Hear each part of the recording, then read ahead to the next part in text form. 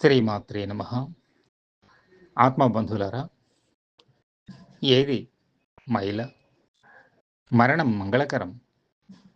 రుద్రభూమిలో మాతేశ్వరి మహాకాళీ సమేత మహాకాల భైరవుని సన్నిధిలో తారాదేవికి ఆసనమై కాలాగ్నిలో భస్మమై ఆదిశక్తి మహాకాళీదేవికి దివ్య సింహాసనమైన మానవ శవమా మనకు మైల?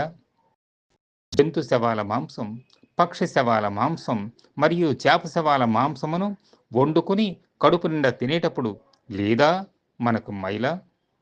రాదా మనకు మైల? మలం తినే చేపలు తింటే లేని మైల ఫలం తినే మనిషిని ముడితే వస్తుందా? మైల మైల అని మడి కట్టుకుని దూరంగా ఉండే మురికి మనసే మైల. ప్రతి నిశ్వాస క్షణిక మరణం, ప్రతి నిద్ర తాత్కాలిక మరణం. సర్వజీవ శ్రేయస్సు కోసం ధర్మ సాధనకై అతి పవిత్రమైన ఈ దేహాన్ని దేవిని ప్రతిరూపమైన శివంగా మనకు ఈ భూమిపై జన్మ లభిస్తే స్వార్థపూరితమైన ఆలోచనలతో మనస్సును, నీచమైన జీవన విధానంతో దేహాన్ని పాడు చేసి శివంను శవంగా చేయడమే దారుణమైన మైల. నిర్యాణం కాదిది, నిర్వాణం అంటే మోక్షం.